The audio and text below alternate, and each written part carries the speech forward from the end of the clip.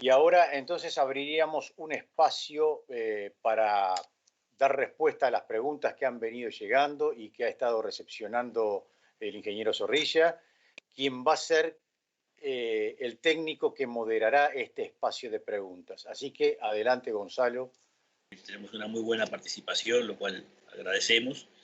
Y hemos ido recibiendo preguntas, se pueden seguir recibiendo al 091-770564, pero paso directamente a comentar algunas específicas que vinieron todas sobre manejo de los cultivos. La primera de ellas es sobre el tipo de urea que se usó, concretamente se usó urea blanca, y la consulta de por qué, si fue así, no haber utilizado algunos de los tipos de ureas protegidas que tenemos, que existen, pensando que en el sistema podría ser más eficiente.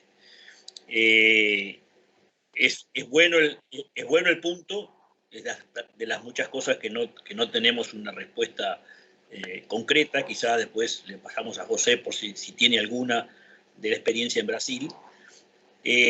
Lo que recuerdo es que originalmente pensábamos que aparte de la urea de macollaje, después las siguientes iban a ser a través del fertirriego, en donde desconozco si los sistemas de la urea protegida mantendrían esa eficiencia que tienen en la aplicación común.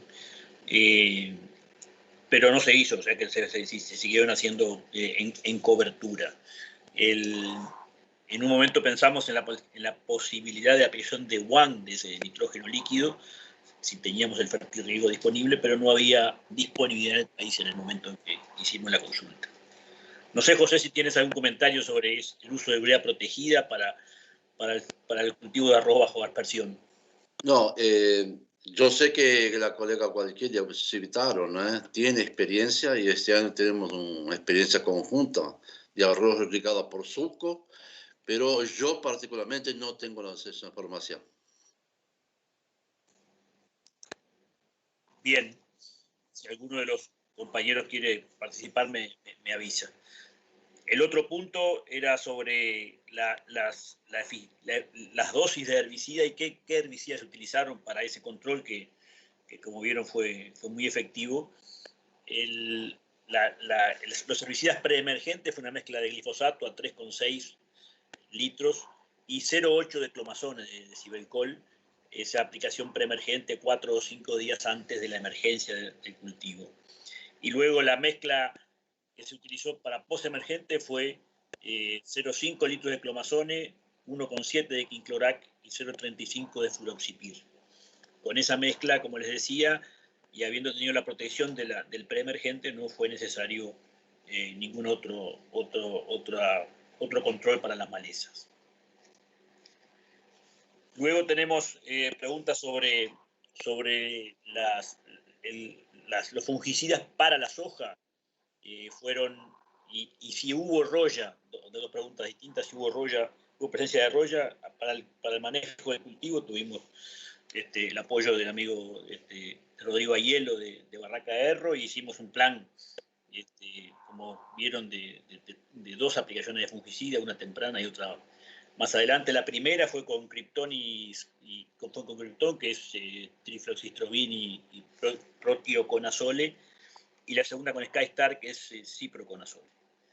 En materia de hongos de hoja no prosperaron, no hubo problema, como les decía, tuvieron ese problema temprano de enfermedades del tallo en diciembre. Y por último, estoy en vivo, Claudia.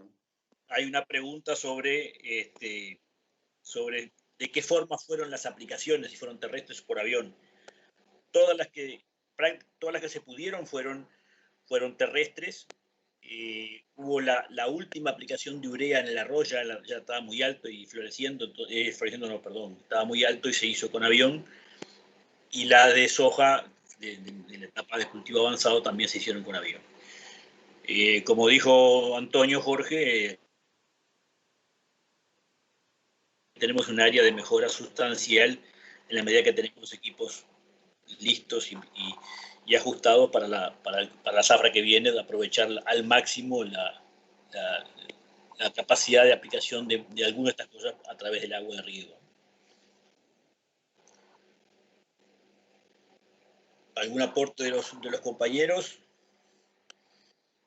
Estoy mirando acá si tengo alguna consulta más, si tengo alguna.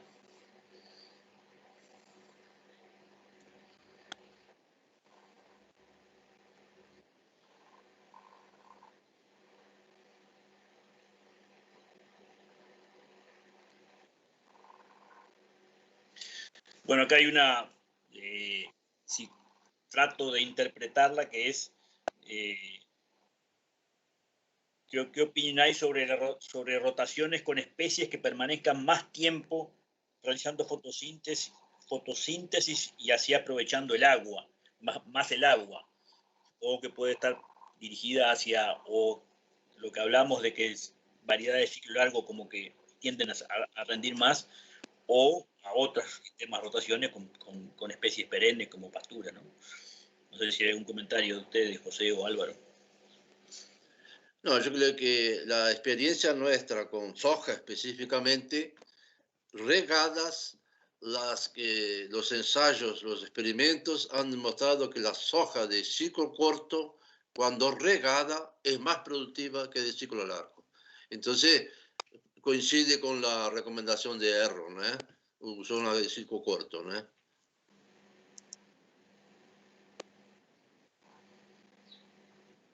Aquí hay otra sobre si se podría instrumentar de alguna manera medir emisiones de metano, de gases de efecto invernadero, en este sistema para contrastarlas con lo que son las mediciones que se tienen de emisiones de metano en arroz de riego por inundación. Diría yo que aquí en Brasil se ha hecho bastante ese trabajo. Nosotros trabajamos con aspersión. Aumenta óxido nitroso, en el caso de arroz aspersión, pero disminuye metano significativamente. El balance es positivo para el sistema pivot en términos de emisión, aumentando el óxido nitroso. Hay datos bien consolidados al respecto de eso ahí. Y es posible medir ahí en Uruguay, sí. Álvaro.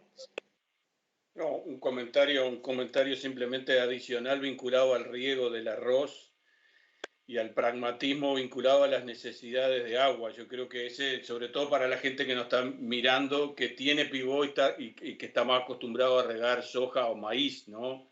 Creo que lo novedoso del arroz, y en la línea de lo que nos decían los colegas brasileros y en particular José Barbat, es la mayor necesidad de requerimientos de agua y por eso los niveles de consumo que tuvimos, ¿no? Creo que eso es importante para el que esté pensando en meterse dentro de este cultivo, la necesidad de manejar los mismos niveles que manejamos casi que en riego por superficie. Me gustaría hacer un comentario, comentarios que Álvaro comentó, ¿no? Un productor normalmente cuando adquiere un pivot para maíz o soja o pastura, ¿no? Él no tiene la capacidad de, por ejemplo, 10 milímetros en 21 horas, si es eléctrico, ¿no? O 10 milímetros en 24 horas si es diésel. Lo que él debe hacer, si no tiene esa capacidad, por la capacidad es 7 milímetros, no planta todo el pivot con arroz, planta la mitad como el proyecto, planta la mitad porque ahí puede aumentar la precipitación del arroz y que dice que cualquier pivot da para plantar arroz, pero cuidado que existe a demanda mayor que maíz y soja, ¿no? Pero hay como resolverlo. Hay otra pregunta dos preguntas sobre la capacidad bruta de riego del sistema. El pivot tiene una capacidad de 10 milímetros de riego por 20 horas en el ciclo completo, ¿no? Te digo porque algunos estaban consultando eso. Tengo otra pregunta que viene de lejos, del amigo Jesús Castillo de Gran Bretaña, sobre si se hicieron determinaciones de componentes de rendimiento y se hicieron los muestreos. Tuvimos algunos problemas en los análisis y perdimos los datos de grano. Lo que puedo decir es que sí tenían una diferencia sustancial en cantidad de panojas.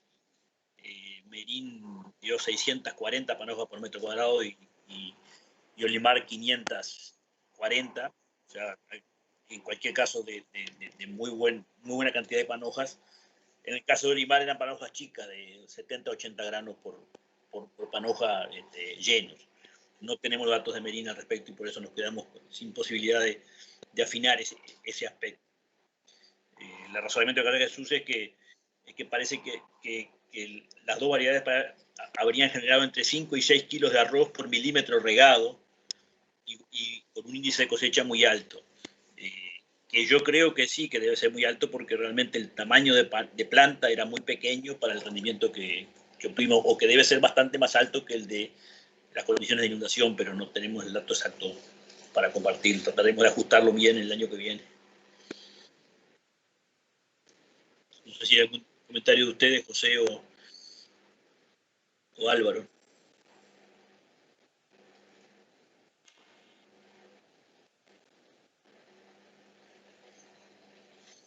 Otra que bien interesante, de Ignacio Macedo, que es, si ustedes se imaginan, ustedes o nosotros, arroz por pivot en sistema de riego en el litoral, en suelos de mayor aptitud, rotando con otros cultivos. Lo he conversado con más de uno de los amigos del litoral. Es una pregunta válida, porque este sistema deja de tener una relación directa con las zonas planas de sus condiciones tradicionales del suelo arrocero. Hay que tener agua, obviamente, ¿no? Y con suelos mucho más fértiles, ¿no? En la cual los rendimientos van a ser totalmente diferentes, mucho mayores. No, me gustaría comentar que los pivot aquí en Río Grande del Sur son la zona que está al norte del litoral de Uruguay. Uruguayana, Itaquí, Alegrete, son todos los municipios que están al norte de Artigas, de Salto, de Paysandú, que son el litoral de Uruguay. Me imagino que eso que está. Yo creo que tiene todas las perspectivas para que la zona evoluir el sistema de pivot. Tiene todas las perspectivas, inclusive con arroz, pero puede ser otro tipo, más arroz entra en el sistema, puede entrar en el sistema. Tengo dos preguntas que van bastante para ti, José. Una es, viendo estos datos, ¿por qué la evolución en Río Grande del Sur de las áreas de riego de arroz por aspersión no ha sido más rápida? No, yo no tengo la respuesta exacta. A mí me parece que los resultados son bien positivos. Normalmente los productores que cultivan arroz sobre pivot son arroceros, ¿no? Aquel que no es arrocero, no conoce arroz, él no se anima mucho a aventurar con arroz, ¿no? Y el arroz, los productores arroceros, específicamente en Río Grande del Sur, los 10 últimos años, está deprimido el precio del arroz, ¿no? Entonces, yo pienso que esa situación, a pesar de que existe disponibilidad de crédito para comprar pivot, pero hay que pagarlo igual, ¿no? Existe subsidiado y tal. Yo pienso que el precio del arroz que esté limitado un poco el avance. En el momento que el precio del arroz, y este año está muy bueno el arroz, que Brasil está se tornando exportador de arroz, el pivot va a adelantar bastante. Es una justificativa que yo encuentro, ¿no? Bien, les voy a hacer la última pregunta y después vamos a pasar al módulo 2, porque no se nos vaya demasiado el tiempo. Tuvimos una demora imprevista. Y cualquier pregunta que siga viniendo, seguro se las vamos a responder en la medida de nuestras posibilidades. Pero esta es buena, que es, y es para los dos, si piensan que podría ser factible levantar el límite de riego a 20 kilopascales en la medición de tensión, de manera de reducir el consumo de agua, considerando que algunos estudios de las estrategias de alternate wetting and drying, ¿no? de riego intermitente de diversos lados, dan que ese límite, utilizan ese límite de 20 kPa para retomar el riego en cultivos de inundación. Si yo tengo que responder eso ahí, y digamos así, es un negocio, agua, rendimiento, ¿no? Si le das agua, rinde más, le sacas agua, rinde menos. O sea, si le pasas a 20 kPa, ya tuve experiencias en trabajos en investigación, ¿no? Produce menos el arroz. Lo que puede ser posible es que la parte vegetativa del arroz hasta el R0, en esa parte de la emergencia al R0, sea menos exigente con agua. Entonces, en esa parte, regar a 20 kPa el límite, ¿no? Pero después de R0 adelante, es importantísimo el agua. Entonces, no me parece un buen negocio. Estas son negativas. En la línea de lo que plantea José, tal cual, yo creo que incluso el que hace la mención relativa al Alternate Wetting and Drying, porque ahí hay dos grandes bibliotecas, lo que pensamos que de alguna manera pasa alguna señal de rendimiento, eso es lo que nos pasa acá en Uruguay, ¿no? Alguna pérdida de rendimiento hay, entonces la línea de lo que dice José, esto es una cuestión de agua y productividad, pero lo otro que lo comentaba en mi participación anterior, recordar el tipo de suelo que tenemos, que son suelos con muy baja disponibilidad de agua. Entonces, el quedarse sin agua en el sistema realmente es muy riesgoso, porque después, aun cuando estemos dándole 10 milímetros, podemos no estar satisfaciendo las necesidades. Creo que eso lo vemos, ¿no? O sea, por más que uno, si el suelo se terminó de secar y lo queremos, digamos, de alguna manera compensar solo con el pivot, realmente es muy riesgoso. Entonces, lo ideal es estar todos los días volviéndolo a llevar ahí a esa zona de agua, de saturación, digamos, de capacidad de campo. ¿Puedo comentar algo? Adelante. ¿Puedo hacer un comentario? Creo que Martín, ¿ibas a comentar algo? Positivo, che. Adelante. Respecto al punto del riego, ¿no?